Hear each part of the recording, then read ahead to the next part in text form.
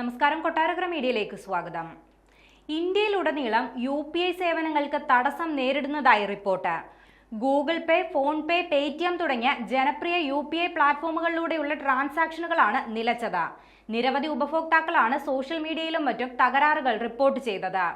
പണമിടപാടുകൾ, ബിൽ പേയ്മെന്റുകൾ എന്നിങ്ങനെ ദൈനംദിന കാര്യങ്ങൾക്കായി UPIയെ ആശ്രയിക്കുന്ന നിരവധി പേരെയാണ് സാങ്കേതിക തകരാർ ബാധിച്ചത്.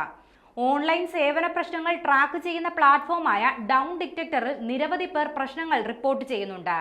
ഇന്ന് ഉച്ചയ്ക്ക് 12 മണിയോടെ 1200-ലധികം പരാതികൾ ലഭിച്ചതായാണ് ഡൗൺ ഡിറ്റക്ടർ റിപ്പോർട്ട് ചെയ്യുന്നത്. ഏകദേശം 66% ഉപയോക്താക്കൾ ബിൽ പേയ്മെന്റുകൾ നടത്തുന്നതിൽ പ്രശ്നങ്ങൾ നേരിടുന്നതായി റിപ്പോർട്ട് ചെയ്തിട്ടുണ്ട്. കൂടാതെ 34% പേർ ഫണ്ട് ട്രാൻസാക്ഷനുമായി ബന്ധപ്പെട്ട പ്രശ്നങ്ങൾ റിപ്പോർട്ട് ചെയ്തിട്ടുണ്ട്. എന്താണ് UPI സേവനങ്ങൾ തടസ്സപ്പെടാൻ കാരണമെന്ന് ഇതുവരെ വ്യക്തമായിട്ടില്ല.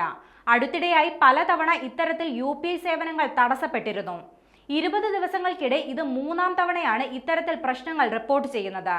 എന്നാൽ ഇതിനു പിന്നിലെ കാരണം കൃത്യമായി കണ്ടെത്താനായിട്ടില്ലെന്നും റിപ്പോർട്ടുകളുണ്ട്.